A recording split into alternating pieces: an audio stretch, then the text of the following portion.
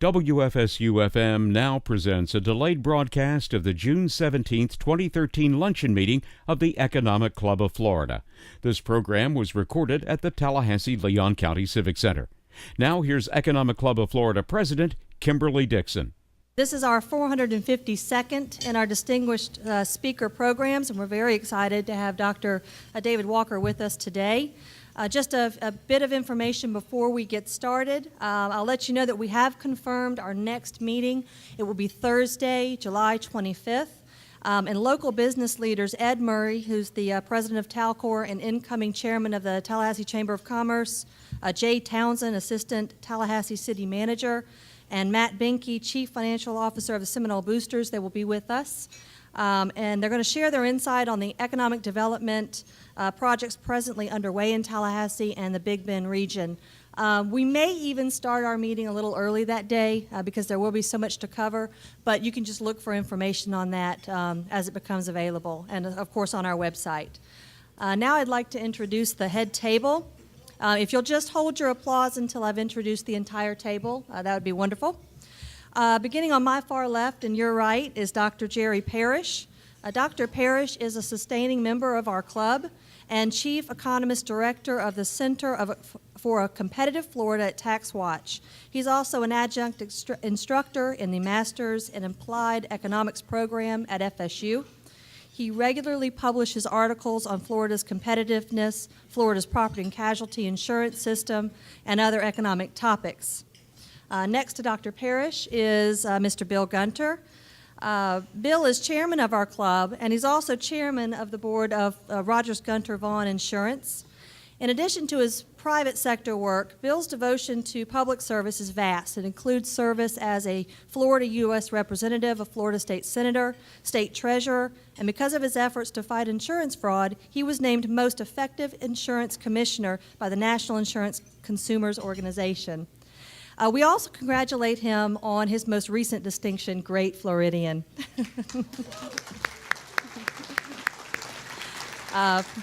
Obviously, this is a designation that's given in recognition of significant contributions made to the progress and welfare of our great state, so we really appreciate that.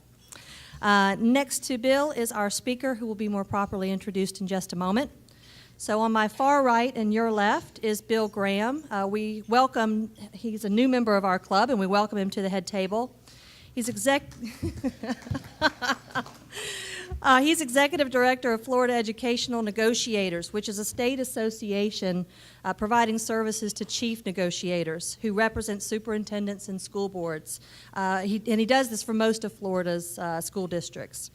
An elected school board member in Palm Beach County for over 24 years. He's also the president of the Florida School Boards Association. Next is Ben Bowersox. Ben is a wealth advisor at Capital City Trust. He's also a new member of our club. And prior to his current position, he was employed with Johnson & Johnson for some time in a position in business development. Ben also selflessly served our country as a naval officer and aviator with multiple deployments during Operation Iraqi Freedom. Last but certainly not least, Joy Watkins. She's president of the Community Foundation of North Florida and has served in that capacity for over 13 years. Prior to joining the Community Foundation, Joy practiced law in Atlanta, where she focused on areas of estate planning and charitable planning. Ladies and gentlemen, the head table. And now I'll ask Mr. Gunter to come up. Thank you very much, Madam President. Before I introduce our distinguished speaker, I know you would want me to call attention to the fact that we really have an authentic Great Floridian here in the person of Governor Wayne Mixon, who was 91 years. Sorry about that, Wayne. Somebody help him up.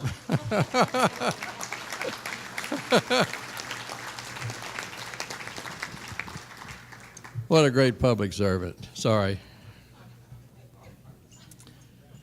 And what a fantastic career Dr. David Walker has had, with certainly more yet to come. He is the founder and CEO of the Comeback America Initiative, and he has an obvious passion for the mission of this fine organization. In this capacity, he is the visible leader of Comeback America's efforts to promote fiscal responsibility and sustainability by engaging the public and engaging key policyholders on a nonpartisan basis to help to achieve solutions to America's federal, state, and local fiscal imbalances. And regrettably, we have some of those. Previously, Dr. Walker served as the 7th Comptroller General of the United States and was head of the U.S. Government Accountability Office for almost 10 years. This was one of his 3 presidential appointments during his 15 years of public service. In addition to his leadership responsibilities at the Comeback America organization, Dr. Walker has authored 3 books, the latest entitled Comeback America, Turning the Country Around and Restoring Fiscal Responsibility, which is a national bestseller. Ladies and gentlemen, it's my privilege to present our distinguished speaker of the day, Dr. David Walker.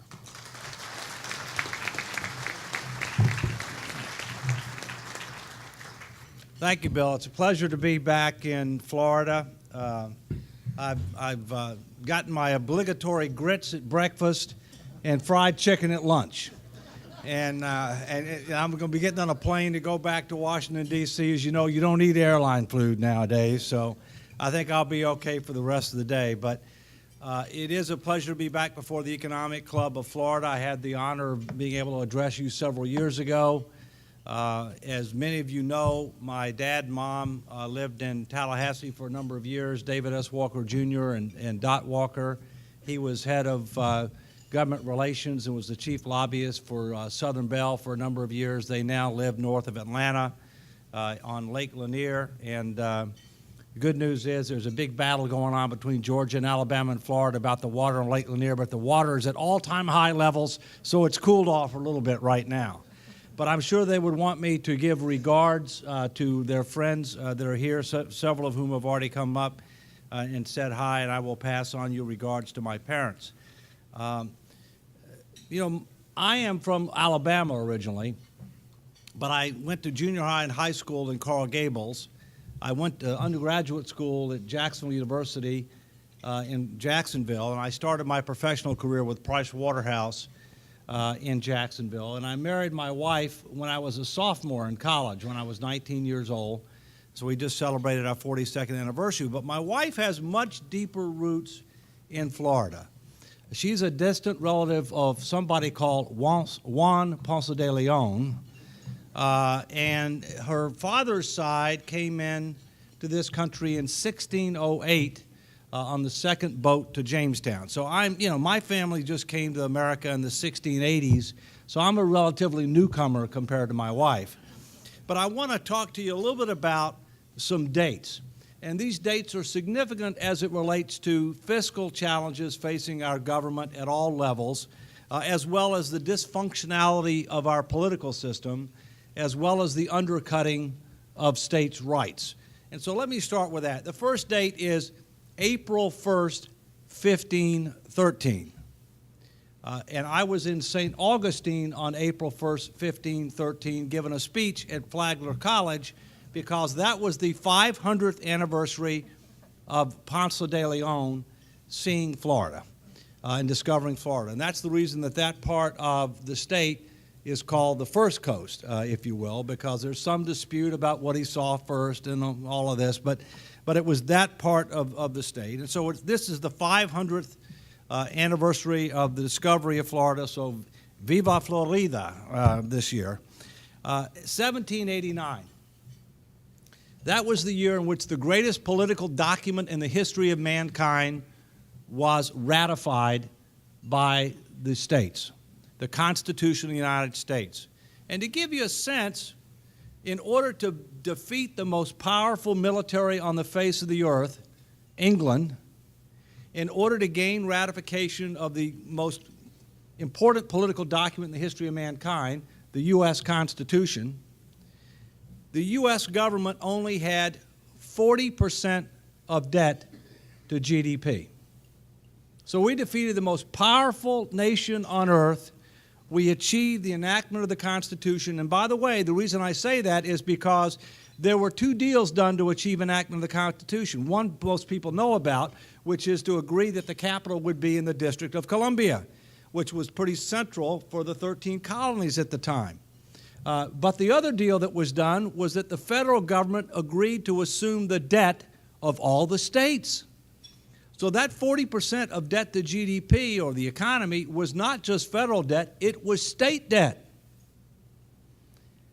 Today, federal debt alone, using honest accounting, is over 105% of GDP, and that doesn't count state debt. 1835, 1836, somebody who should be known by Floridians called Andrew Jackson. Former governor of the territory of Florida, former president of the United States, was the only president in the history of the United States to cause this country to be debt-free. Yes, we were debt-free once in the history of the country, 1835, 1836 at the federal level. It will never happen again. And it doesn't need to happen again. And why do I say that? Because some level of debt is okay. Just as an individual, if you borrow for something that's investment-oriented, if you borrow for something that has multiple-year purposes that will benefit you over many years, that's okay. If you borrow to defeat the most powerful, the Axis powers, if you borrow to build the interstate highway system, if you borrow to invest in research and development that could benefit several generations, that's okay, as long as the debt is not too much as a percentage of your income, GDP. But if you borrow for consumption rather than investment, or if you borrow too much, no matter what it's for, that's not. So we don't have to pay off the debt, but we need to be concerned with debt to GDP. By the way, we also don't have to balance the budget. And let me tell you why I say that. 49 of 50 states have balanced budget requirements. The only one that doesn't is Vermont, and they generally have a balanced budget. But the reason I'm not for a balanced budget amendment is because I know how government calculates a balanced budget. It's a bad joke. Very few states have balanced budgets because they balance on a cash basis, not an accrual basis, which means that they can accelerate revenues, they can defer expenses, they don't account for accrued pension and retiree health obligations. Some states are creative enough, and I say creative, clearly unethical. Some states are creative enough, and thank God I don't think it's Florida, are creative enough to actually borrow money and count the proceeds of the borrowing as revenues.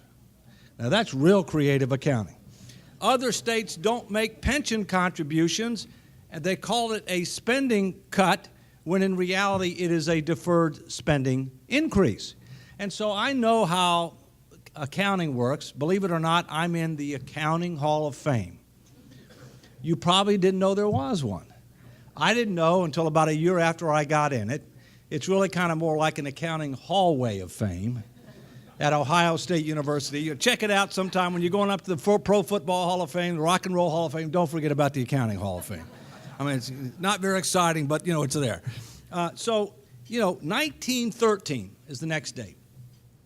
Three things happened in 1913 that fueled the growth of the federal government, the expansion in the scope of the federal government, so size and scope, and undercut states' rights.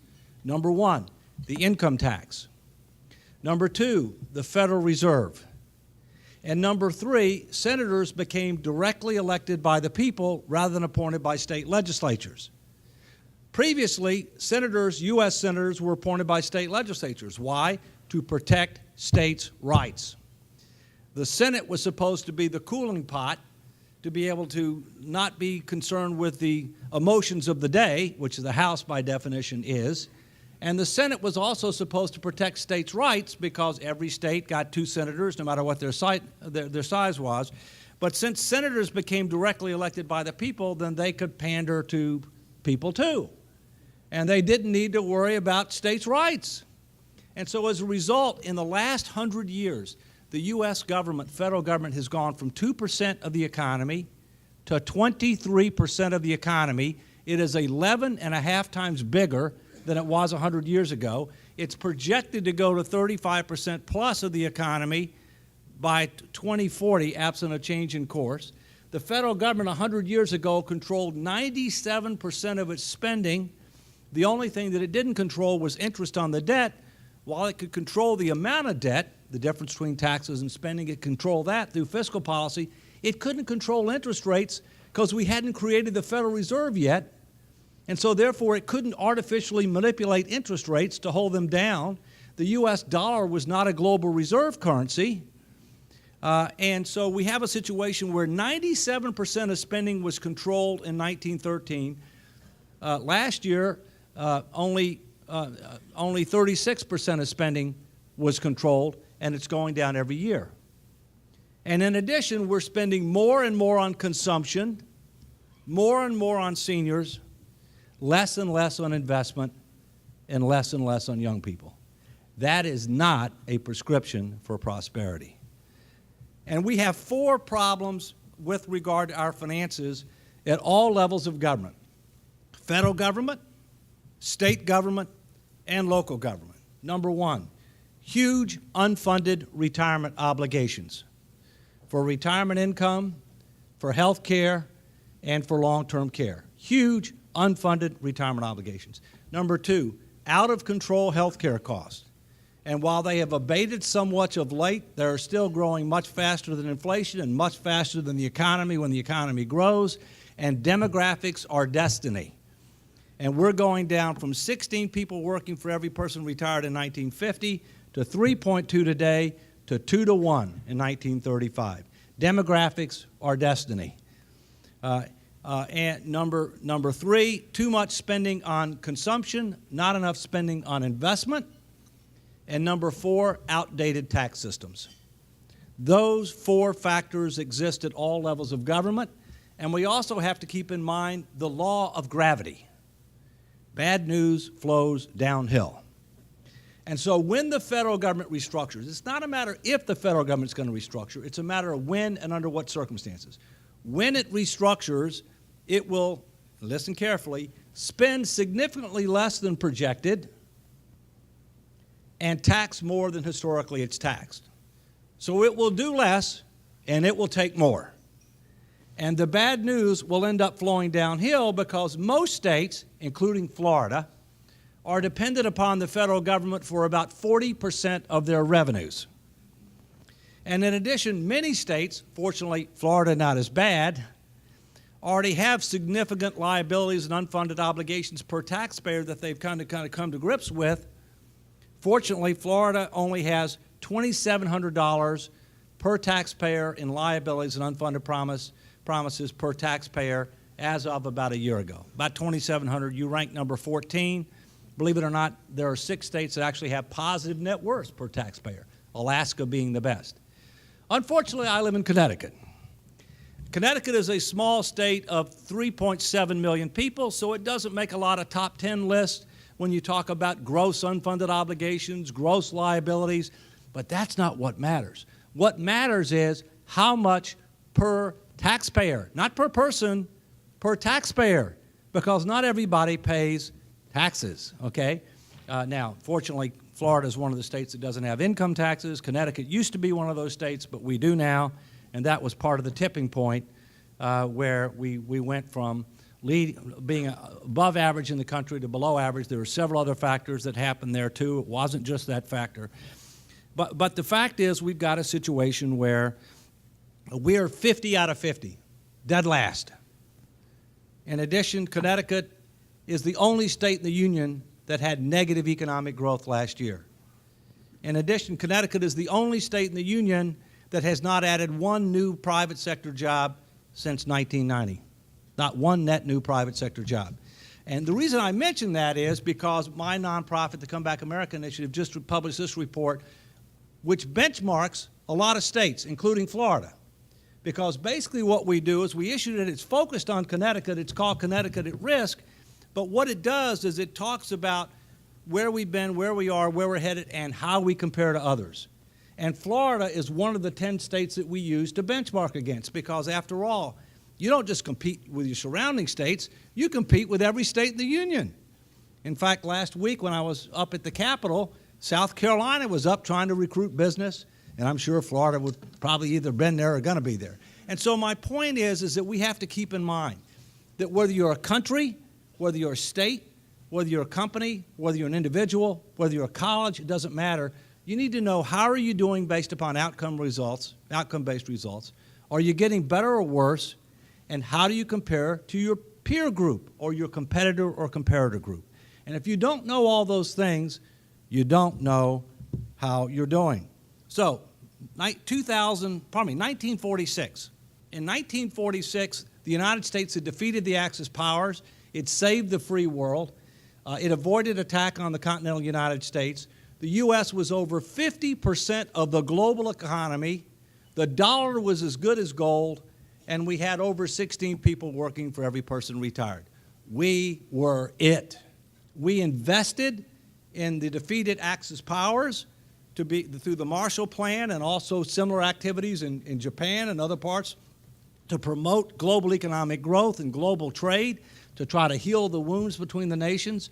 We invested in critical infrastructure through the highway bill, for example. We invested in human capital through the GI Bill. We brought back fiscal discipline. We proposed pro-economic growth policies, and debt to GDP plummeted from 120% of GDP at the end of World War II in 1946 down to the 30 percentiles range in 1980. But then we lost our way. We regained it for temporarily in the 90s, but we've lost it again. We have Democratic spending policies in Washington, big spending, Republican tax policies, low taxes. The math translates to big deficits, mounting debt burdens. And in the recent times, we've taken some steps which I'll come back to, but we're treating the symptoms, not the disease, and I'll come back to that. 2003. Three things happened in 2003 that demonstrated to me that Washington was out of touch and out of control. Number one, second round of tax cuts. We couldn't afford them. We'd already returned to deficits. They were debt-financed tax cuts. Number two, we invaded a sovereign nation without declaring war and without paying for it, called Iraq. And my son was a captain in the Marine Corps in Iraq, went in the first night, first wave. And thirdly, Medicare prescription drugs was enacted into law, added $8 trillion in new unfunded obligations for Medicare when Medicare was already underfunded $20 trillion. And the so-called party of fiscal responsibility was in charge of the Senate, the House, and the White House. Newsflash, there is no party of fiscal responsibility. There are people who are fiscally responsible, but not enough of them. And in addition, we have a situation today where not only do we have fiscal challenges, we have political challenges. We have a republic that is not representative of or responsive to the public. Let me repeat that. We have a republic which is a representative democracy that is not representative of Main Street America and not responsive to Main Street America. Why? Because we have a duopoly. That duopoly is called the Democratic Party and the Republican Party. They represent less than 60% of the voters of this country and declining. I'm a political independent, and I have been since 1997. We represent 42% of the electorate of this country and increasing. The fact is that because of gerrymandering of districts, where with sophisticated computer modeling, you can go down to the block, we have a situation where politicians pick their constituents rather than constituents picking their politicians. We have a situation where whoever is in charge, whether it be Republicans or Democrats, and this is a nonpartisan statement. I don't care whether you're Republican or Democrat or what you are. I don't care. I just want good people trying to solve problems. The fact is that whoever's in charge wants to gerrymander, draw the lines to protect their party and to protect incumbents. And the purpose is to minimize the number of competitive districts consistent with the Voting Rights Act, rather than to maximize the number of competitive districts consistent with the Voting Rights Act. Competition is good for America. Competition created America. We need competition in the political system too. And so we need to, at the state level, in every state, we need to have a more independent approach to redistricting to maximize the number of competitive districts consistent with the Voting Rights Act rather than minimize. Secondly, and the parties won't like this, we need to eliminate Democratic and Republican primaries. You can be whatever you want.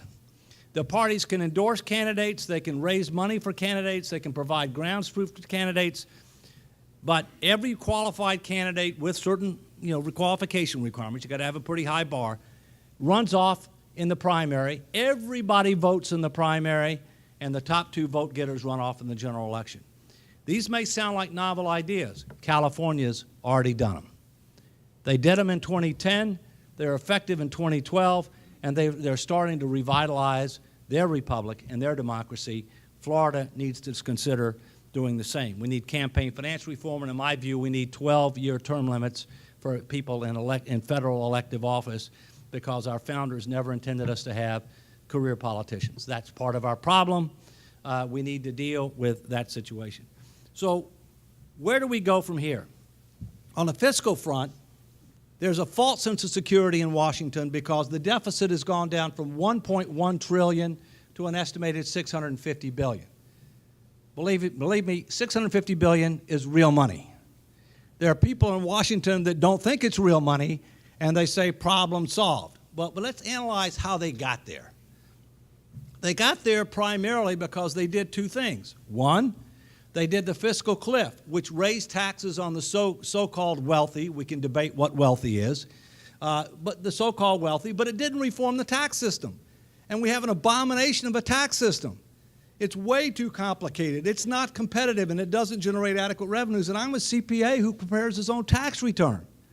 My view is that your system is not acceptable unless 90% of individuals can prepare their own tax return. 90% of individuals. That's called simplification. That's where we need to go. But we need to be more competitive, too. So first, we raise taxes on the wealthy on a system that's non-competitive, non-sustainable, and that even honest people may not be complying with it, even though not intentionally not trying to comply. Secondly, we had the so-called sequester. What was the sequester? The across-the-board minding spending cuts that were dictated by a so-called tactical nuclear weapon that was never supposed to go off. But things are so dysfunctional in Washington that it went off. And so what did? We cut defense and non-defense discretionary spending in an absolute mindless across-the-board meat-axe approach. Do we need to reduce defense and non-defense spending? Absolutely. But we need to use our brains and figure out how to do it without compromising national security, without shredding the social safety net, and being able to do some things that, frankly, government needs to do. So what do we need to do? We have to recognize that the American people are way ahead of the politicians. I've been to all 50 states. I've had town hall meetings, business community leaders, editorial boards, college campuses, all 50 states. This past fall, I did representative town hall meetings where we recruited demographically representative groups of voters, told them the truth, the whole truth, nothing but the truth, talked to them about principles and values to bring us together. How do we reform the budget system? Taxes, Social Security, Medicare, Medicaid, health care. What do we do in defense? What do we do to improve the economy, efficiency, effectiveness in government? And how can we end up revitalizing our political system? Specific reforms that I won't go into here, but I will answer questions on if you want. And here's the result. 97% said putting our nation's finances in order should be a top priority for the Congress and the President.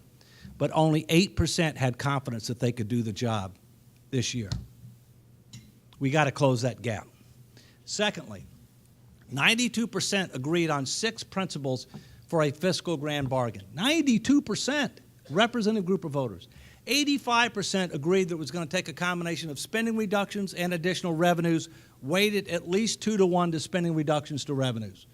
And then we talked about specific reforms to budget controls, Social Security, Medicare, Medicaid, health care, taxes, defense, management reforms, and political reforms. The minimum support we got for specific reforms, 77%, up to 90%. So what's the problem? Because the people are ahead of the politicians. Because the biggest deficit this country has is a leadership deficit, especially in Washington, D.C. You have to tell the truth, the whole truth, and nothing but the truth. You have to build a burning platform.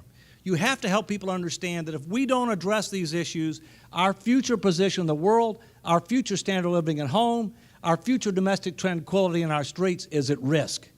We are mortgaging the future of our kids and grandkids at record rates. We are reducing relative investments in their future at a time that they're going to face a lot tougher competition and an increasingly interconnected and interdependent global marketplace. That is irresponsible, it is unethical, it is immoral, and it must stop. But the only way it's going to stop is if the first three words in the Constitution come alive. We the people. We the people are responsible and accountable for what does or does not happen. And that's what I try to do. Meaningful citizen education engagement, the facts, the truth, the whole truth, nothing but the truth, nonpartisan solutions that ought to be able to get bipartisan support, and we can achieve a so-called fiscal grand bargain that will result in reforming these different areas, phased in over time to get the power of compounding working for us if we can get more leadership from the President and if the bipartisan leaders of Congress will work together to listen to the American people. They need to be in the listening mode, because if they listen to the American people, they will see the way forward. Because the people care about this country, they care about their families. They know you can't spend a lot more money than you make, charge it to the credit card, self-deal in your own debt without having a day of reckoning.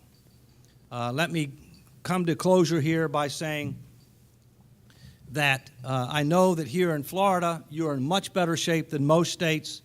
I can't comment on your localities.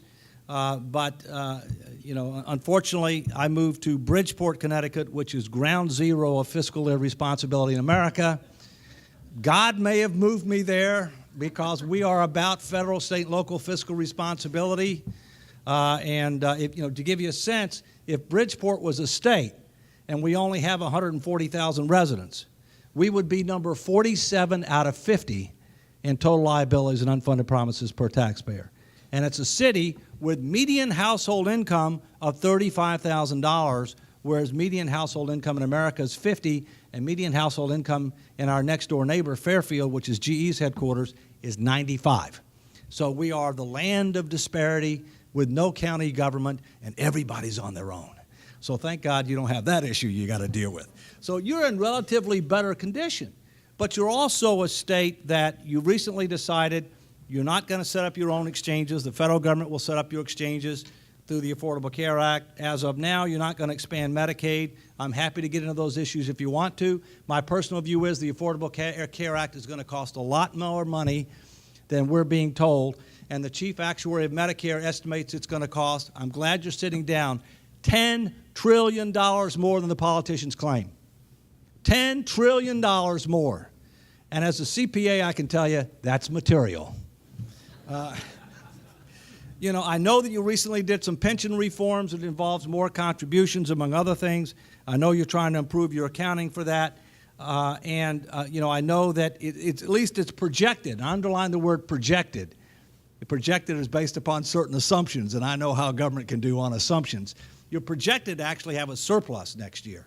But I don't know how you define surplus in this state, so I take that with a grain of salt, if you will. So you're in relatively good shape, but you still face the four challenges that every state and locality faces. Unfunded retirement obligations, deteriorating infrastructures, too much spending on consumption, not enough on investment, health care cost and long-term care cost, and an outdated tax system.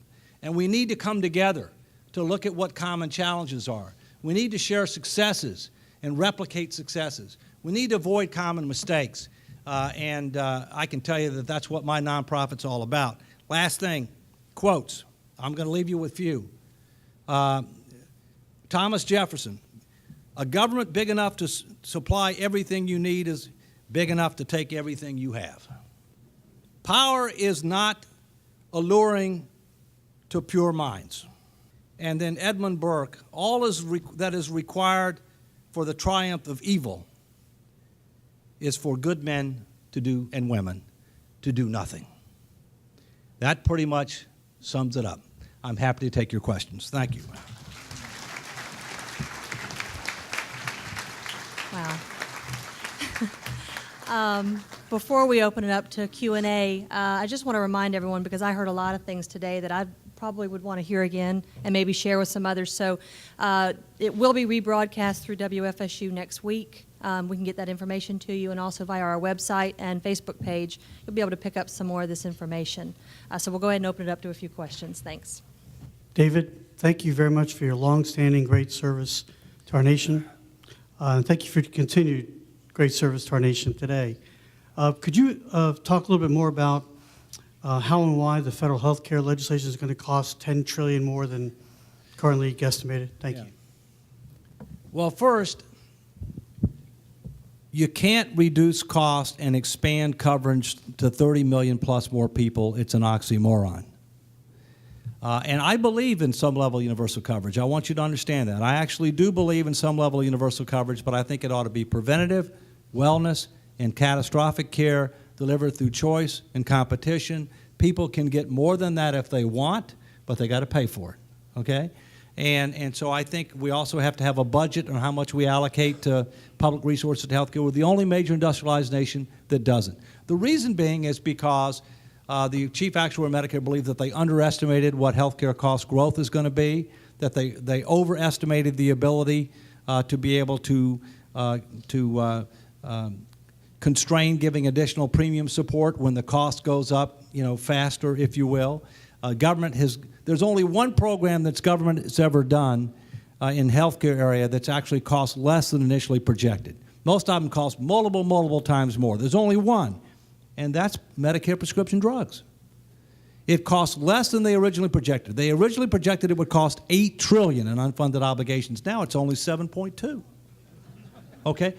It's 7.2 more than we have, but it's less than what they projected. Now, why did it do that? Competition. Competition. There was a competition element. Okay, now, frankly, we could save more if we had competitive bidding for the drugs and a few other things, all right? But, so that's why. Those are some of the reasons why. Other questions? I was surprised you didn't ask a tax question. David, thank you for being here. I know you had to do a lot of traveling because you were with us in Orlando Friday, so thank you very much for being here. I have just very much curious about something. 9/11 cost the country quite a bit of money. What was the overall impact? Because you said in 2003 we did a bunch of reductions, continued reductions. 9/11 cost a lot of reductions originally.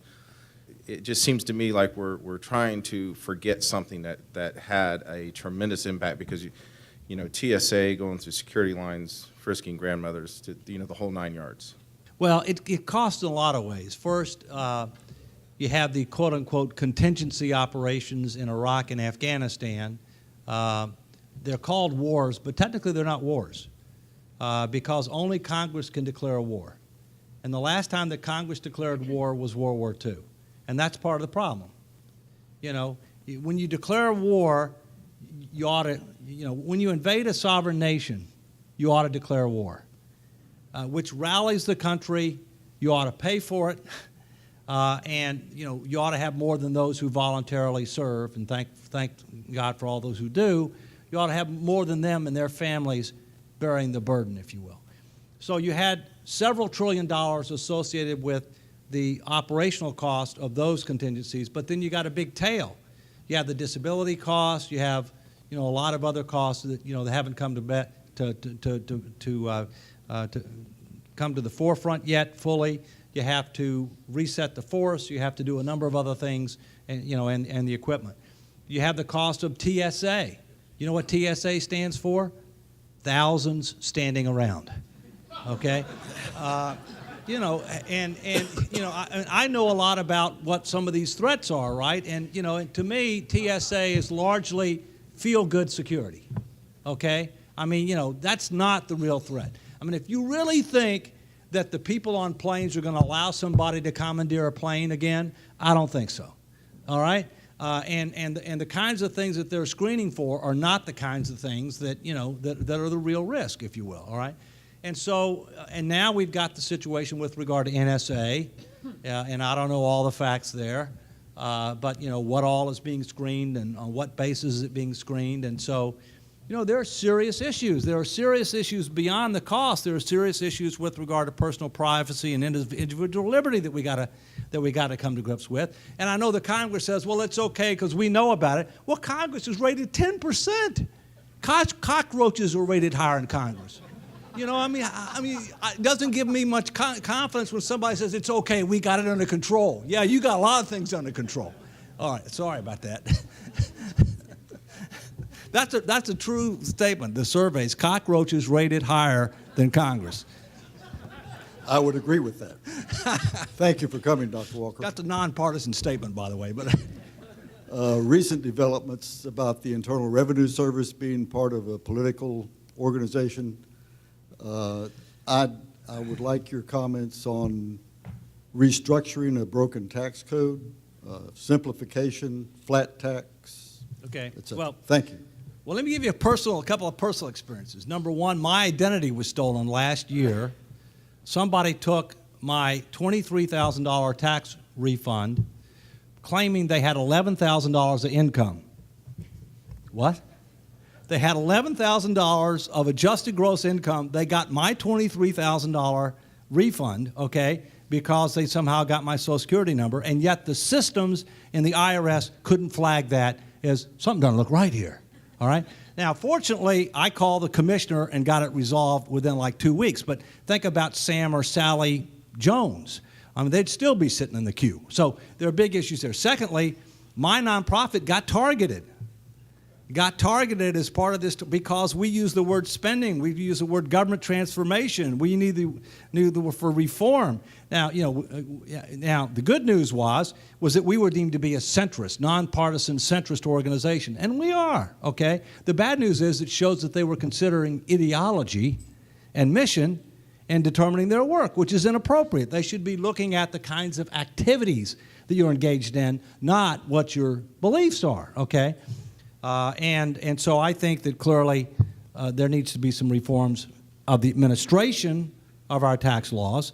It's particularly important right now because the IRS is challenged, including with rules for the Affordable Care Act they're going to have to deal with. Now, as far as the tax law, we need to streamline it, simplify it, make it more competitive, and ultimately generate more revenues. I would rather go to a progressive consumption tax. If I was starting from zero and I didn't have to worry about political feasibility, progressive consumption tax coordinated with the states, that's not politically feasible in the short term. So I think where we're headed is broader base, lower rates, okay, really narrow the number of deductions, exemptions, credits, and exclusions. You know, we're going to have to look at territorial form of taxation for major global corporations, but with some kind of a minimum international tax to deal with these tax havens that exist. You're going to have to be able to get a deduction for at least one home for a primary mortgage up to the maximum conforming loan, which varies by region of the country, but nowhere is $1 million. We're going to have to continue to provide deductions for charitable contributions because charities are going to become more important, not less, when government restructures. We're going to have to provide for reasonable limits on retirement savings, but lock up the money for death, disability, or retirement. Those are a few, you know, examples of some things we need to do, but broader base, lower rates, and we may have to have a standby consumption tax to hit targeted revenues, but you don't want to do that unless and until you have tough budget controls and until you've reformed social insurance programs and rationalized our health care promises, because you do not want to give the federal government more revenue streams without having adequate constraints on spending, because they will spend it more than once. Yeah, yes. Dr. Walker, thank you for being here. Following up on what you just mentioned on taxes, your specific thoughts about Simpson Bowles, what you like, what parts of it you would have liked to have seen improved. Thank you. Well, Alan Simpson and Erskine Bowles were friends. I sent them my book, Come Back America, when they were first appointed. There are a lot of common denominators between a lot of the recommendations that I made in Come Back America and what they did. You know, there are some differences. You know, their initial plan was just inadequate with regard to health care. It was just totally inadequate with regard to what do we do to get control of our health care costs. If you don't end up solving the health care problem, you don't solve the problem. They've come back and made some modifications to that, but still there's something left to be desired. They obviously didn't look at what do we need to do to improve the economy, efficiency, and effectiveness of government, the organization and operations of government, that go beyond what they did look at. I'm flying directly from here to Washington to testify tomorrow morning in the House about what do we need to do to get that done, because whether you're a Democrat or Republican, and no matter who's in charge, we waste huge amounts of money every year because the federal government is based upon an organizational model and management and operational practices that prevailed in this country in the 1950s. The 1950s. I mean, that's basically what it's based on, okay? So I think it's about 85%, 90% positive, but I also think it's not the leading plan anymore. It's not the leading plan anymore. I also believe in one of the things that Ronald Reagan said. It's amazing how much you can get done if you don't care who gets credit for it. Having a plan with somebody's name on it is a bad idea, in my view. Everything I do, I don't put my name on it. When we went all across the country on the bus, my name wasn't on the bus. You want nonpartisan solutions that get bipartisan support. You don't want to have somebody's name because then you got people for or against, and you got to keep in mind, victory has 1,000 parents. Defeat is an orphan. So you want something that everybody can claim that's, it's mine. I did part of that. It's mine. So that's what I think. Yeah. David, one more I have anyway. On pensions for state and local governments, how would you reform both unfunded or underfunded or generous government pensions and health care costs? All right. Well, first, I think you have to recognize several basic principles. Government is a major employer. You want good people in government. Okay? They have a lot of responsibility and authority, okay? And so you want to be able to have compensation and benefit programs that will attract and retain good people in government. And since government's a major employer, it ought to have compensation and benefit programs that are competitive with major employers. But that also means that you need to do benchmarking to find out how do your plans stack up against major employers in the state on eligibility, on accrual, on cost sharing, on indexing, and all these factors. And many times what you find, I can't say this for Florida, I know for Connecticut, when you do that indexing, let's index Connecticut against General Electric. Let's index it against, United Technologies. Let's index it against, major financial institute, insurance company. They don't pass a straight face test. Now, I can't say that for Florida. I haven't done this. I have done it in Connecticut. Much more lucrative benefits for a job that's more secure than most people in the private sector have. And the health care in particular, very few private sector employers offer employer-paid health care. And so I think you have to do that benchmarking, and you have to say, okay, we're going to have to restructure. New employees, you got a plan that's more comparable to major employers in the private sector. Current employees, you eliminate abuses, and there are plenty. Double dipping, stacking vacation and overtime and all this kind of stuff near the end. And for current retirees, you're going to have to limit the growth. Not cut their benefit, but limit the growth of the benefit. Healthcare is the big issue. What do you do on healthcare? And here's the key. For the first time ever, state and local governments have an option for pre-Medicare eligible early retirees, which are by far the most expensive. And that option is called the exchanges under the Affordable Care Act. And one of the things that I've recommended to my state and locality is take a look at getting out of the business, putting people in the exchanges. You get federal subsidies for people that are making less. You can still provide a premium support through the state. And yes, there's some cost shifting involved. But it doesn't solve the disease. We still need to do things to solve the disease. But Rahm Emanuel, who's the consummate Democrat and former chief of staff for President Obama, mayor of Chicago, he estimates it's going to save them $800 million. All right? Now, my state, in my locality, it's big money. Now, that doesn't solve the problem, but it's something that hasn't existed before that needs to be looked at and seriously considered. Thank you very much. Thank you, David. Thanks, everybody. Meeting's adjourned. This program was recorded June 17, 2013 at the Tallahassee-Leon County Civic Center. Join us again next time for another delayed broadcast of an Economic Club of Florida luncheon meeting on WFSU-FM.